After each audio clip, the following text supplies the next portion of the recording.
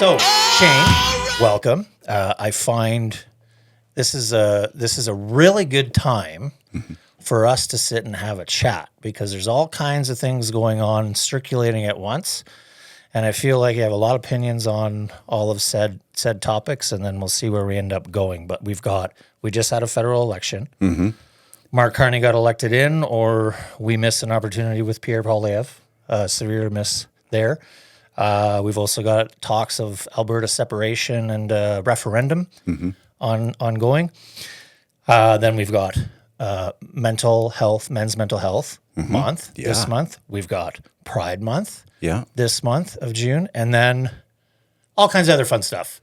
So it's never a boring news day, is it? It's never a boring news day. Yeah, there's always something going on. But I was going to go down because I think embedded with all the issues of our time right now, I think something that you do for a living, we have a housing crisis. Mm-hmm.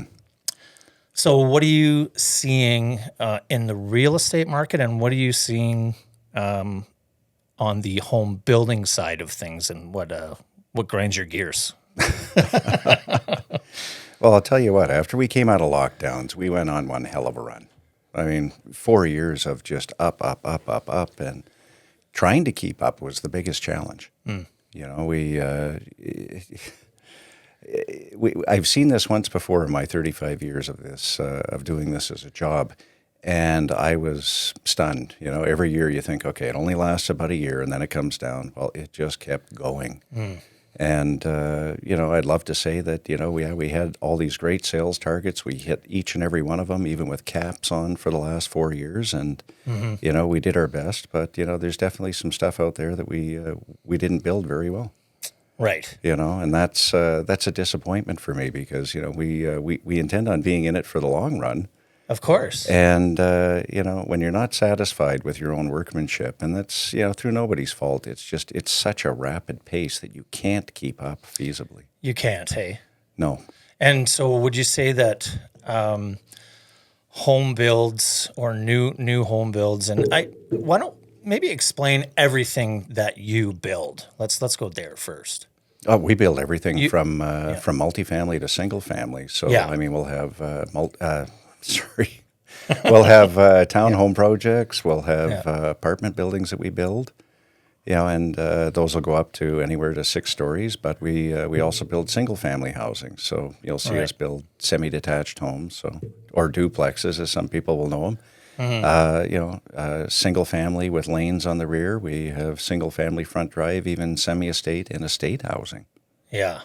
Oh, incredible. Well, I know you have, you do great work. You've got beautiful homes, and you've built a great brand and quality and real high-end stuff as well. So you're known, that's for sure. And you're a big voice in the community, and you're not afraid to share your opinion either, nor am I, but you're like the elder statesman here between us. So. I don't see a problem with that. Exactly. I mean, we're allowed to speak up. This is a free country still. Is it? Still. Feels a bit like it isn't. There's something that went on even down at City Hall. Oh yeah, Right? God. How did they? Well, we're lucky that they passed that. I mean, we're lucky that they didn't pass that. They that. shot it down. Yeah. No, that was unbelievable. I mean, imagine, you know, who coined that one? Was it even Mike Thomas over at the Western Standard that called it the Ministry of Truth? Right. You know, taken right out of 1984. That was ridiculous. I mean, who is it? Why is it City Hall's job to determine what the truth is and what isn't? That's not their job. It's no. Like, I've had both Sonia and Dan McLean in here. Yes. And they both speak the same language, like you or I. It's fixing the roads, the streets, the lights, the garbage, what people want, what people ask for, not pushing your...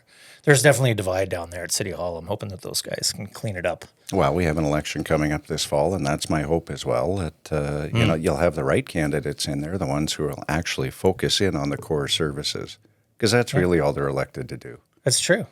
Yeah, it's true. Sonia said it beautifully here. She said it's not glorious.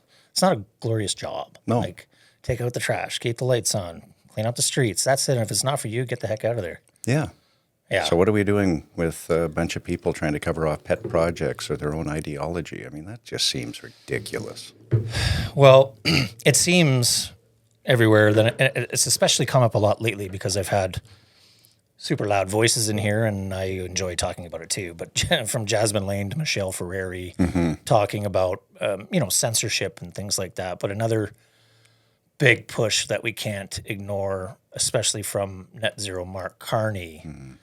What are you feeling on your end, like in terms of new builds? Is there an actual mandate to include green, or is it like what are you seeing? That push has been there since Trudeau was in office. Yeah, it's been there. The National Building Code is actually structured towards net zero. Mark Carney just wants to get it over the finish line, and it. I guess I go way back in time because having a 35-year career in the house building industry, you do tinker around with things over time. Yeah. You're trying to find the best value for the consumer, but you never forget the promise you made to them is that, we're here to build affordable housing for you. Right. We don't, and that's why specifications go up and down over the years. And, those are the wants, the want to haves, and then there's the need. And I don't see a lot of need for a lot of the net zero products in homes. No, it's pricey. But if I were to give a solid number to it, on a 2,200 square foot 2-story, if I were to go to straight net zero on that home, it would cost the consumer $30,000 to $40,000 more than what that home costs today. Now, if you want to amortize that over 25 years, well, that's $60,000 to $80,000. Are you going to realize that in savings? No. Not even close. You're not going to get that money back. Not a chance. So what are we doing? Are we actually after GHG targets, or are we just trying to build a better mousetrap and make everybody else pay for it? And that's where I have a problem with it. It goes against, that philosophy that I've always believed. Again, we're here to create affordable homes for people. Yeah. Well, it's a real big issue, especially for, for everyone, but the first time home buyer. That is gone, and we talk about that as a family. We have a young daughter; she's only 7. But our strategy has changed now to we should probably pick up a property to have for her when it's time, instead of the other way. Build up her university tuition through RESPs and all that fun stuff. Yes, and then have her make her way, and then hopefully help her out if she needs it, but get her first home the way we kind of did it. Sure. Now we're going to have buy a place for her. And that's the truth. Yeah, it scares the bejesus out of me. So you get to take on twice the amount of debt that you thought you ever would. Yeah. Isn't that sad? Yeah, it's very sad. Because you're going to sell one property when you move on, and you're going to keep the other one just so she has a place to live. I know. Yeah, what a wonderful world, hey? Yeah, it's there's always people out there who are going to argue these points, but the fact remains is, and even the banks will collaborate this in some of their studies. A lot of this is caused simply by mass immigration. It's true. They don't want to talk about immigration because they want to call it racist if you talk about it. Right? It's not racist. We're not picking on anybody. I know. We simply open the floodgates, and we open them way, way, way too much. We did. Yeah. Well, I have no issue with controlled immigration based on population growth, work. I do hear it more and more, and I've said it online. I try to not chirp too much, but I'll argue with someone, online, and I just say, geez, I do hear it from immigrants that come here that are saying, geez, I left X only to find Y, and it's, it's just not computing to a better life. And so I think it's actually a problem. Sure it is. But they don't want to, something that Michelle Ferreri just said in here with me, they don't want to admit, at least in the past 10, they did not want to admit anything wrong, no accountability. No. Wow, look at the leader. He hasn't been accountable his entire life, so why would he change? Yeah. No, there'd be no point to it. But that probably ran up housing costs significantly. We obviously, when we come out of lockdowns, you're dealing with supply chain issues, and that was the first tranche of it. But uncontrolled immigration, I would suggest that your housing is probably $100,000 to $125,000 more expensive than what it should be in your major centers. Yeah, that's staggering. And yet, everybody seems to be internally, like everybody's coming here, or at least that's what it feels like. I'm a transplant here, so I moved full time in 2000. That's when I settled, and it was like, I want to say the number was 36 or 86. I don't know why I have that number mixed up, but let's call it 50. 50 people a day were moving in at that time. And then that continued, and then we had the 06 boom, which you remember was insane because there was like 800 drilling rigs going and everybody was coming. And then we had another. It just feels like we're always in a boom. Like we're never really in a bust except in energy, but people are always coming here, right? So do you feel like yourself you're feeling that like more people are coming? Like, do you have lots of people from other provinces? Oh, from buying homes, like or sight unseen, you're seeing an increase in that. Oh yeah, we've seen that. Especially we've seen that a lot over the last 4 years. Yeah, we had the boom with the first year rather. People moving out of their condos to a single family house because they wanted a backyard. They experienced lockdowns in 900 square feet, and it wasn't that fun. Right. So at least with a backyard, you've got more room. And then we saw the next year with the investor boom. Yes. People coming to Calgary and buying up whatever they can get their hands on because it was so much more affordable compared to Toronto or Vancouver. And you saw that continue into year 3, but you also started to see more migration into to Alberta because we opened the doors. We welcome people willingly. And, You're just trying to put the phone down. Yeah, well, at some point it was.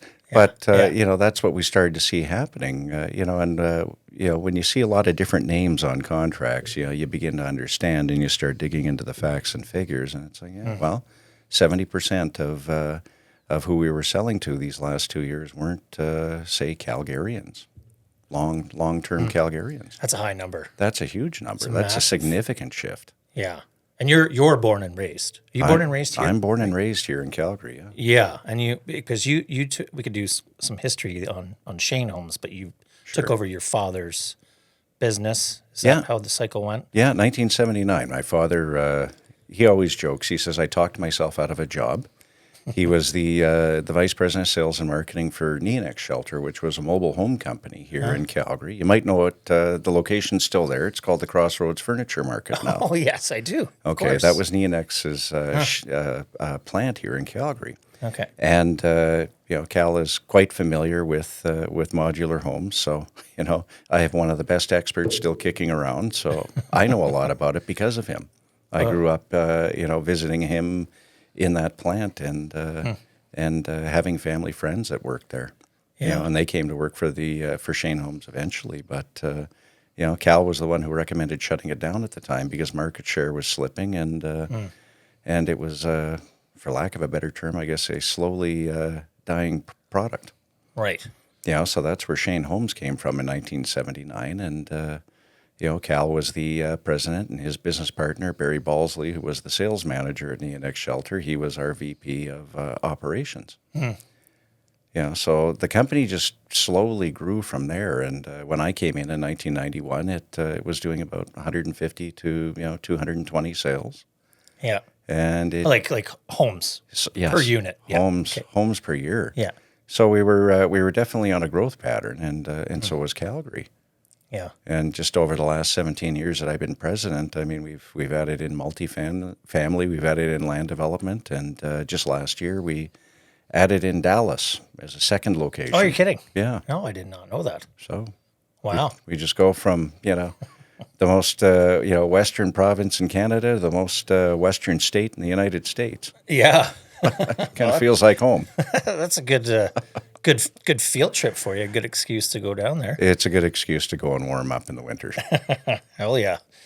Well, and speaking of winters, we were just chatting earlier. You've got a spot down in Montana, and obviously you go with the family, yourself and your husband Matthew, and your son Cal and Calvin. Sebastian. Sebastian? Yeah. Oh, I had it wrong. I'm sorry. Yeah, Cal's my father. Oh, your dad. Yeah. Well, you know what? I knew that, but I thought maybe it was a Cal and Cal Jr. thing. I don't know. Anyway,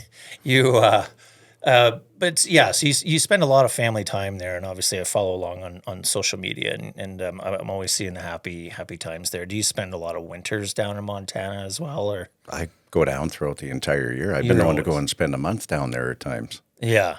It's just, I love the simpler way of life. There's not a lot of rules. Yeah. People are so friendly down there. They welcome you. Yes. And I just like getting back to basics. It's a great way to shut down, especially, when you work in this city and you're going constantly, you need your brain to shut down every once in a while. You do.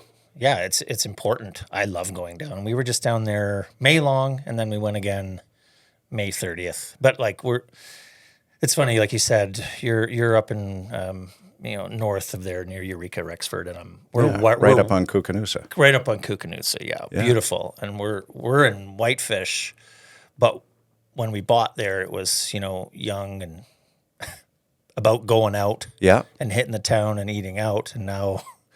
We go there, we hunker, and we're on the water and we're resting, right? Because you need that shut-off time. Oh, absolutely, mentally and physically. Yeah. It's an important thing for everyone to remember. It is. Well, the mental is a big part of our everyday, as you are also a big advocate for, and if people want to follow, they can follow. I think it's mentel.ca. Yes, at Mentel, and you're heavily involved as well. Why don't you tell us a little bit about that? Well, because Zach Hussein, who runs that, is my friend. Yes.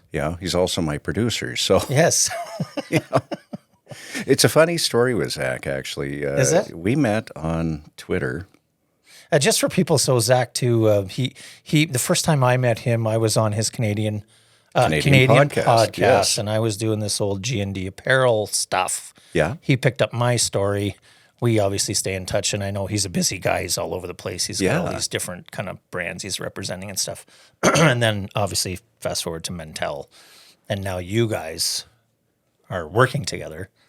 Well, I mean, you talk about one of those, those strange friendships that just happened because of social media. Yeah. On Twitter, probably about 15 years ago, he kept liking the same 3 posts for about 2 weeks. So I finally messaged him and said, what is going on here? Like, can you make up your mind? He's like, I'm sorry, I was running a program in the background. It's doing this. I don't know why. Oh. Can I buy you a coffee to apologize? So I went out for coffee with him. We've been friends ever since. Oh, you're kidding. And finally 2 years ago, I approached him and said, Zach, this thing exploded on me. I can't manage it all by myself. Like, this is a full-time job. Yeah. And he stepped in to give me a hand. Because I can't shoot a video for to save my life, let alone edit one. Right. Yeah.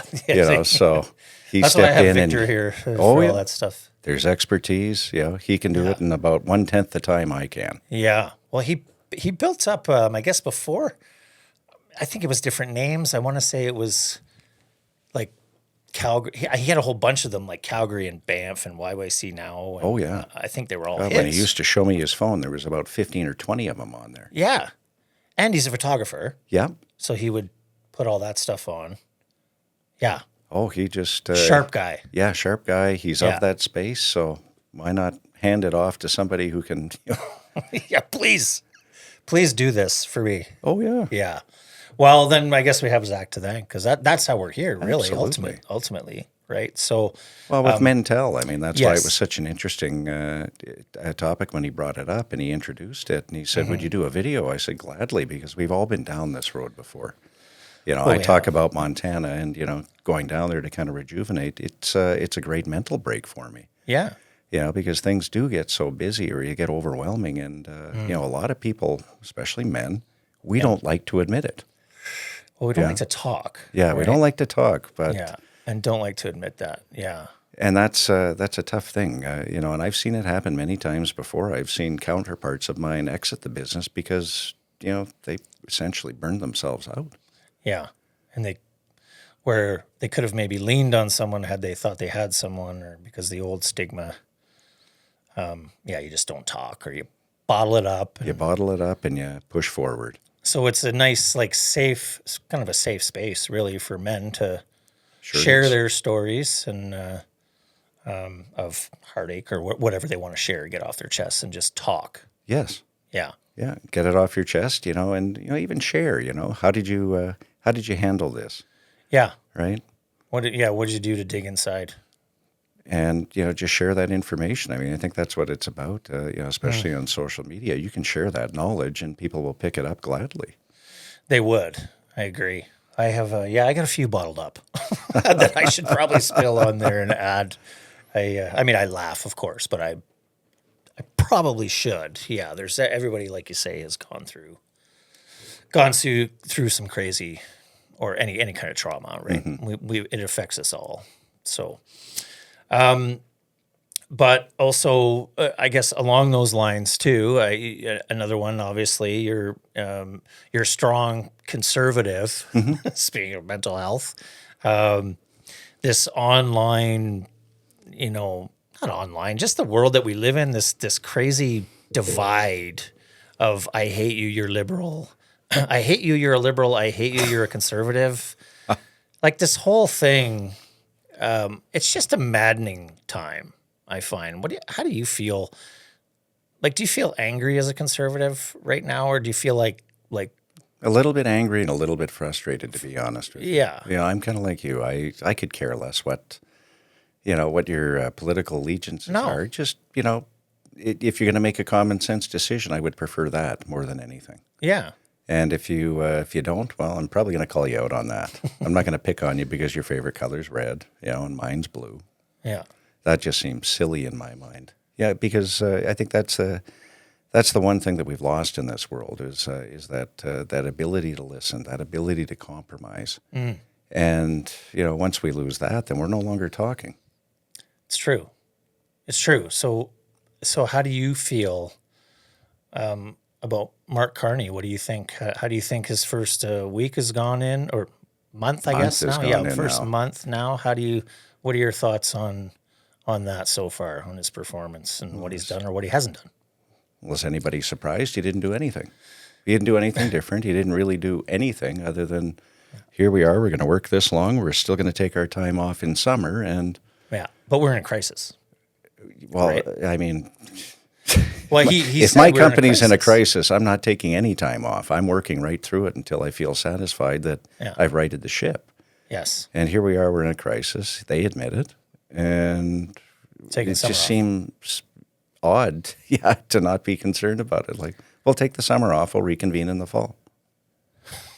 What the hell? Yeah, okay, I guess. Yeah, so they're back 3 weeks, hit the gavel, and we'll go to it from there. Other than that, we're going to create a bunch of bills to piss you off in the meantime. Yeah, they're all over the place with the bills. And but the 6 months prior, it was about 6 months they were off. Yeah, because of the prorogue parliament. And so they essentially have not worked. And now they're going to work for 3 weeks. And then take the summer off. Yeah. How do you feel as a taxpayer now? You just paid their salaries for them to... It angers me. I hope you'd think it would anger someone who voted for them. Yes. I don't know if that's the case. No, not from the comments or the snotty ones I get on social media. Yeah, I get a bunch too. It's just a bunch of name calling, and he was the right guy for the job. We picked Mark Carney because look at his resume. His resume. And then when you ask him, well, what was the resume of the last guy?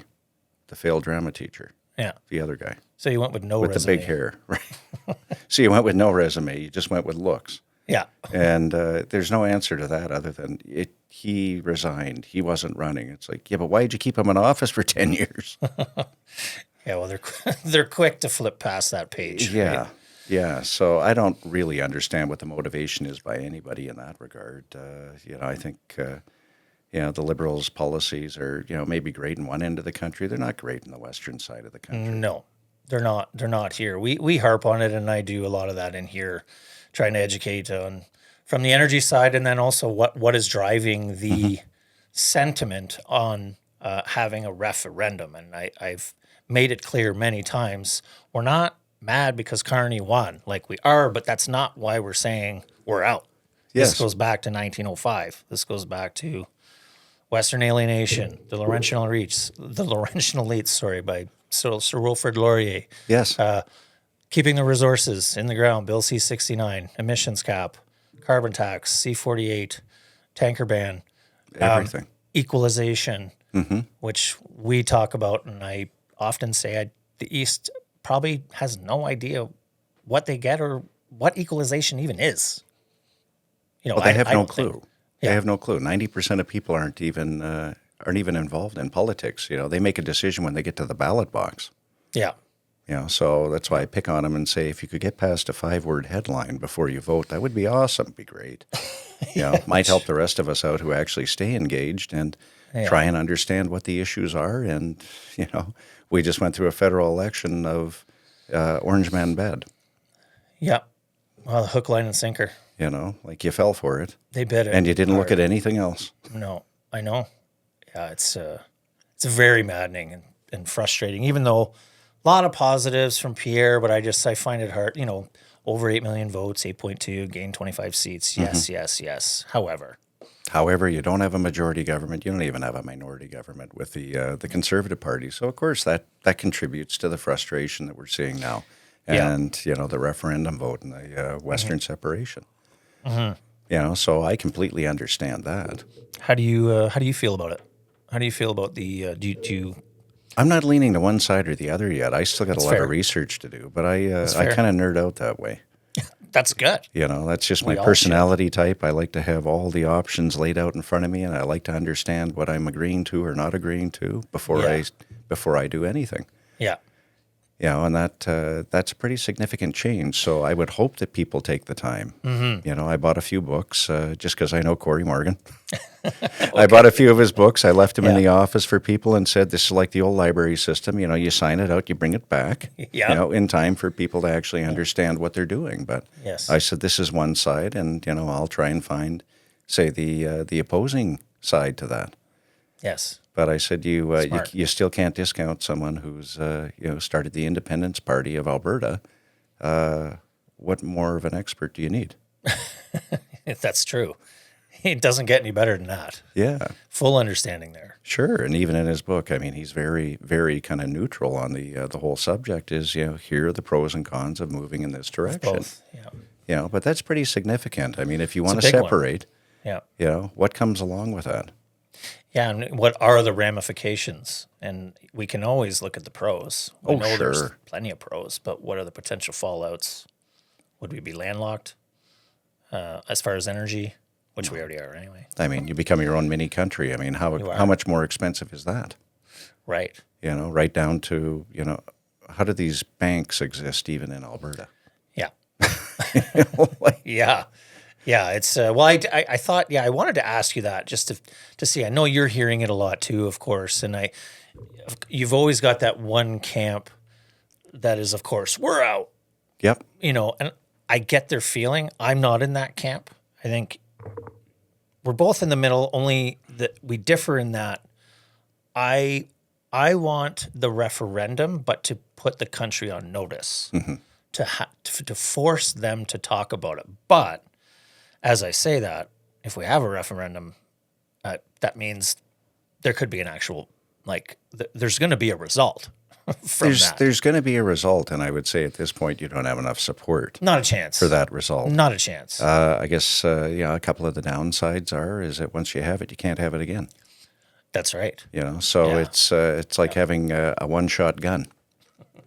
Shotgun clause. Yes, so you better make damn sure you hit the target this time. Yeah. You know, and I think you've got the right premier in place. You know, one who obviously, you know, wants to make this province better and give Alberta the best opportunity to survive.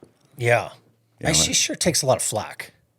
She takes a lot of flack, but you know, I had the opportunity to get to know Danielle a little bit better. Did you? I'm on the board of the Alberta Enterprise Group, and she was our president for a year before she decided to tackle politics again. So you get to know a person a little bit better there, and you know, you hate to say it, but yeah, what a wonky route to take to get to that office, but maybe the route that needed to be taken. You know, she crossed the floor. I mean, there's another life experience for you, and you know, I don't know if you put any of us in that same situation. a lot of Right. us probably would have done the same thing, thinking that we're unifying the It province. it looked like the right play. Yes, rather than splitting it, and have two kind of right-leaning parties fighting with each other. Yeah. So her route was out of politics, onto radio, but she had a pretty interesting radio show, and she had a lot of interesting topics to discuss and experts on there. I think that just made her a better premier, to be honest with you. So do I.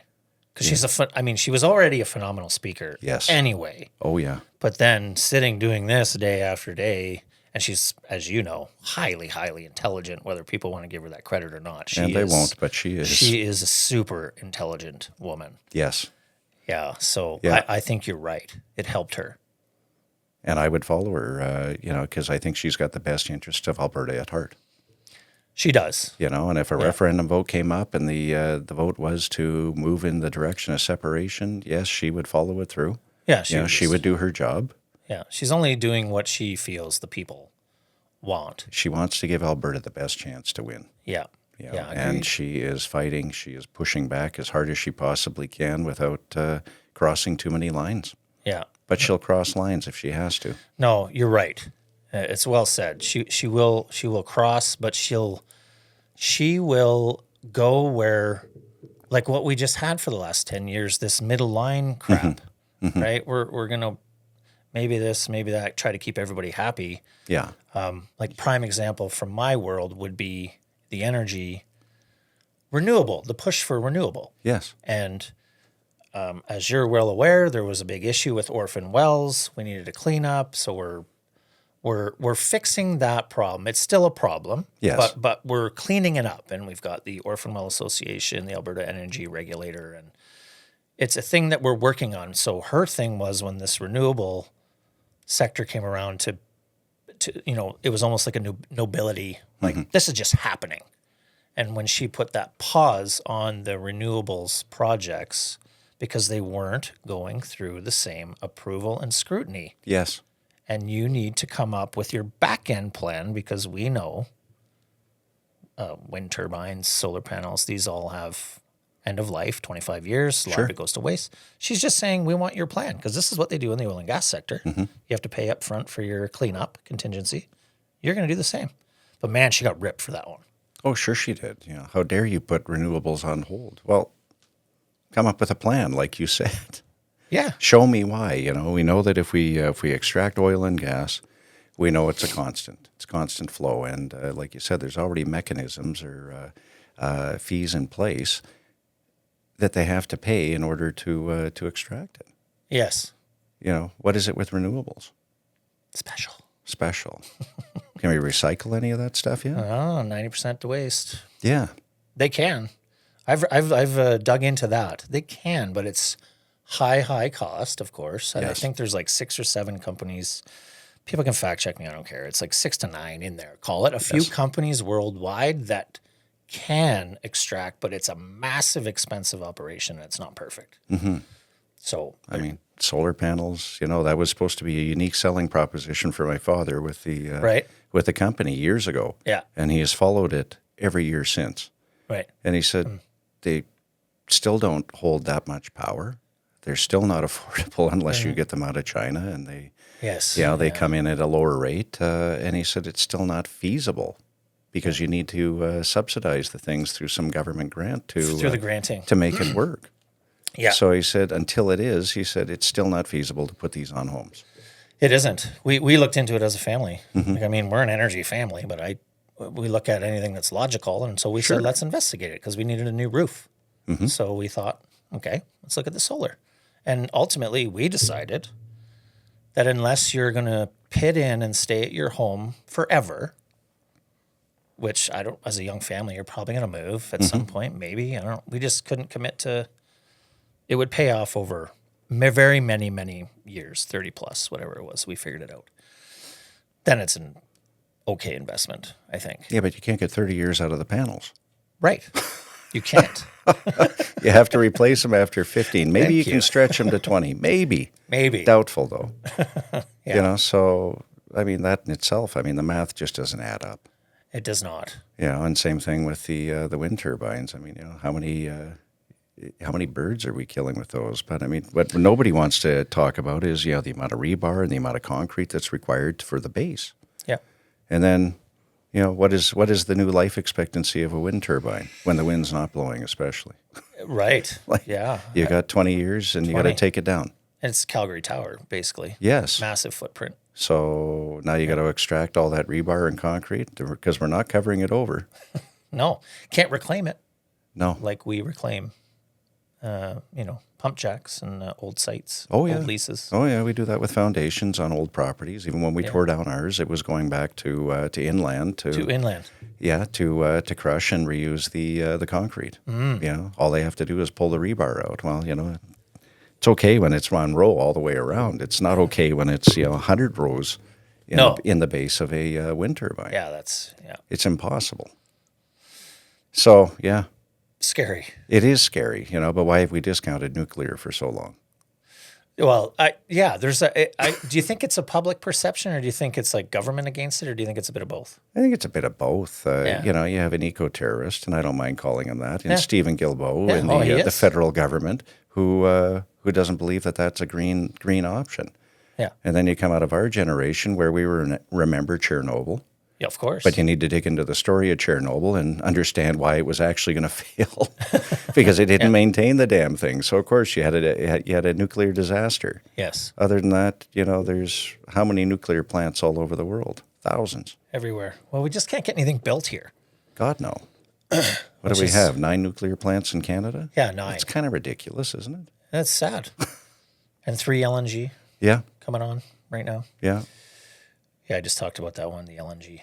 It's LNG Canada, which is coming on. I mean, 15 years. That's ridiculous. From first talk like this to fruition, 15 years. 15 years. It's insanity. Starting to sound like suburbia. Yeah. It's not all gloom and doom out there, is it? Yeah, it's pretty. Yeah. It's frustrating, isn't it? I mean, we know we have to build things. We know we have the ability to build things, but especially in this province, we know we have a lot of minerals and natural resources in the ground. Why the hell aren't we extracting them and selling them to the world? That's what we have to offer. Yes.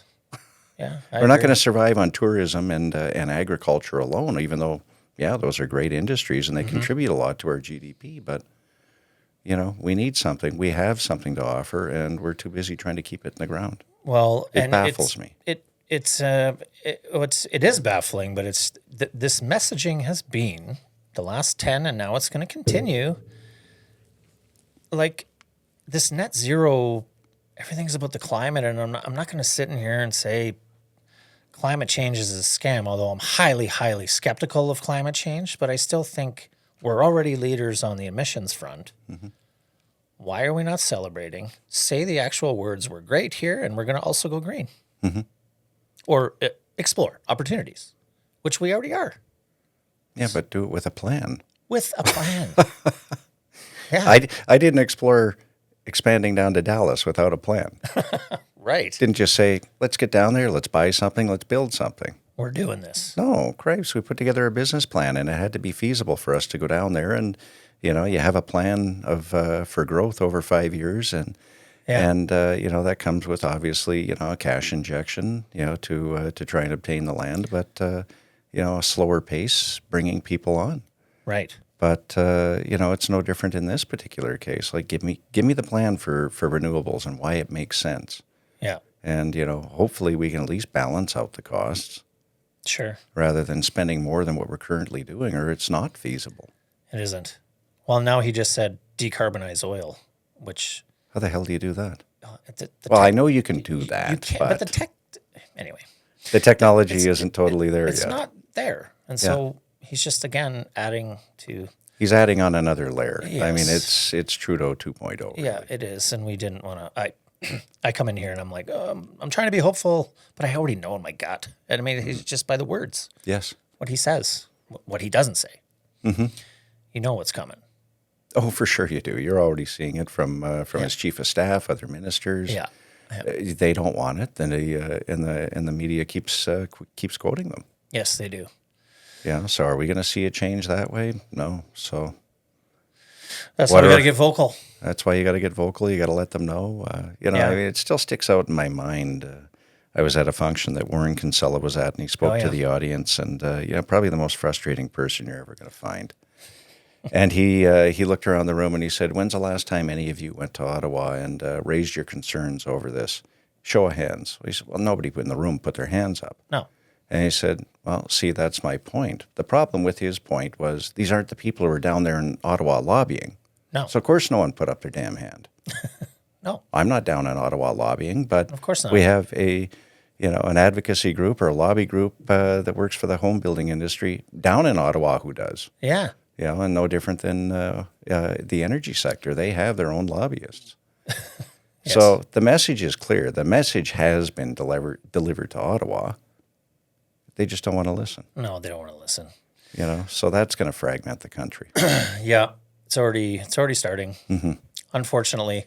Well, and I mean, but even just outside of province, let's go deeper. Yeah. In our own city, mm-hmm. right?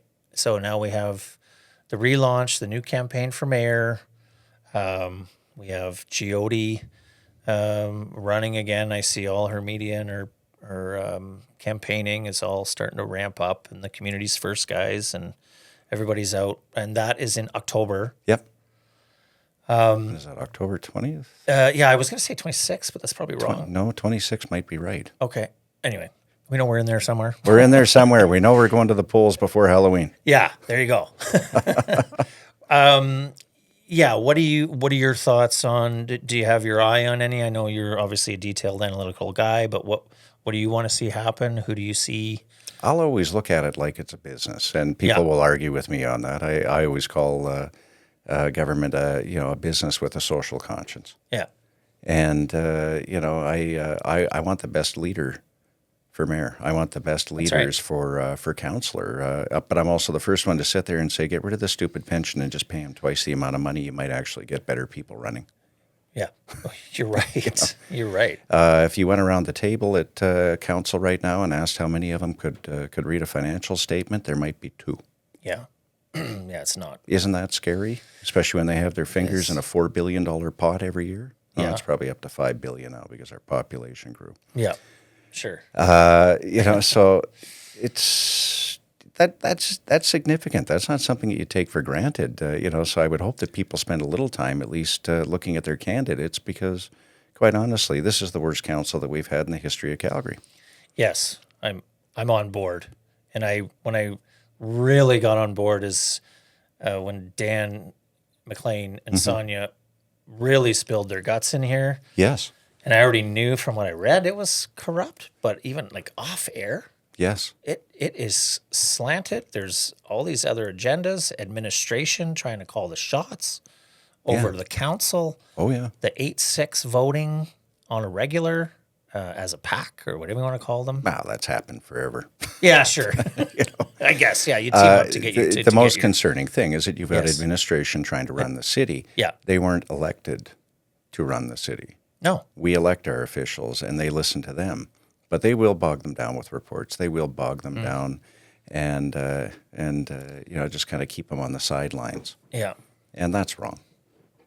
It is wrong. So we need a council to go in there and actually take back control of the city and get us back to maintaining those core services. Stay the hell out of the rest. Yeah. We don't need to start throwing up flags here and putting down foundations there. And there's got to be some restraint on spending. Yes. It's pretty obvious that they don't know how to spend money here at the city. No, they truly don't. And if I hear Stephen Avenue redeveloping one more frickin' time, I'm going to scream. How many times are we going to do this? Yeah, we have bigger priorities in this city right now. Well, I mean, yeah, look at our traffic, our roads. The blanket rezoning. That was fun, wasn't it? How did that? What are you seeing happen there? You're in that world for new builds. Are you? Well, of course, I have my theories on it, but I think that's the biggest joke there is. Yeah. The infrastructure funding from the federal government was tied back to changing that zoning and bringing in blanket rezoning. And that was approved or accepted by administration long before we had the public hearings. The hearings, yeah.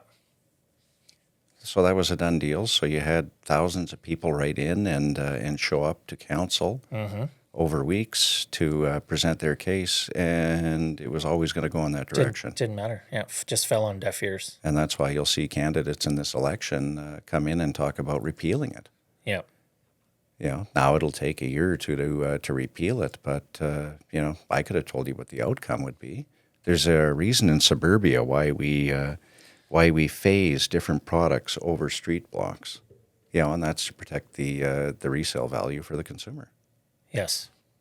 So you think you're going to take an old 50-foot by 140-foot deep lot in Signal Hill, knock down a house and build a sixplex, and you expect people on that block to be happy? I wouldn't be. Will it affect their resale value? You goddamn right it will. Of course. Come on, let's be realistic. It's Why happening. Do you want to live next to that? Yeah, it's happening in my area. I'm sure everybody's got a story, but it's happening in ours up in Springbank Hill. Yeah. There was like a lot. It's all these big homes. Yes. And there was kind of a 2-tiered lot. I want to say it's Spring Bluff Boulevard. Yeah. People can look it up. There's like a 2. That's why I brought that one up as an example, because that's the most extreme case. Okay. Yeah. It's crazy. You know, of course people are going to be mad. Of course it's going to affect your property's resale value. Yeah. Yeah. I mean, common sense would tell you that. Yeah. You know, so I feel for people. I mean, it didn't need to happen. There was a process already in place through, the local area planning, the LAP process that they had. Sure, it took longer. Sure, it took years. Yeah. You know, but blanket rezoning was just very reactionary. It was. And it really serves no purpose other than to cause issues throughout the neighborhoods. You know, and again, I still maintain that you're going to have infrastructure issues the whole way along the piece, because if you can take, a large collector road, improve your transit, improve the density along it, then you can cut those streets open and upgrade all the infrastructure in it without affecting the neighborhood behind it. Now you want to go sporadically. What's going to happen? You're going to put in that new connection. Let's use the Signal Hill one. Yeah. You're going to put in that new connection on a 30-year-old pipe. You don't think you're going to cause stress fractures? You don't think you're going to cause issues down the line? Which we've already seen Sure. in Boness, right? And Different. there is the best example right there. Yeah. You know, why do we come up with so many issues? Well, I mean, you keep tearing apart the streets and keep hacking into those Keep trying that to old tie in. infrastructure. Yeah. You're trying to tie it in. Yeah. That's what's going to happen to it. Yeah, great point. Yeah. So we're just going to keep creating these issues all the way along the piece, all to satisfy, creating homes for, 1,000? Yeah. 2,000 more homes per year, and are they affordable? They're still not affordable. That's the other thing. So we're going to tear down an old 1960s bungalow in the inner city that somebody's going to pay $1.2 million for that land, and you're going to stick up 3 townhomes and sell them for $750,000, $800,000. Yeah. What did we achieve? Housing for someone. You didn't achieve enough. No. You didn't achieve enough. Whereas I can sit there and confidently say on the new side out in suburbia, 50% of what we sold in the past year included legal basement suites. They did. Yes. So those legal basement suites are, 350 to upwards of, 600-700 square feet. So we did more to add to the rental stock than blanket rezoning ever did. And we didn't affect the home's values. Oh, yeah. You see, it's baffling from my perspective. Yeah. That is insanity. Yeah, that one was, that's a bad one. The blanket rezoning is a bad one. Mm-hmm. Well, we'll have to see who can take a swing and getting in there. I don't know. I've got my eye on a few, but I've also met some new ones. Yes. Walking around. I'm looking into a couple myself just to see who to. You hate to say it. I mean, there's only 3 or 4 people who are going to contend for mayor. That's right. And same thing with any candidates in a community. There's only 2 or 3 that are even going to count.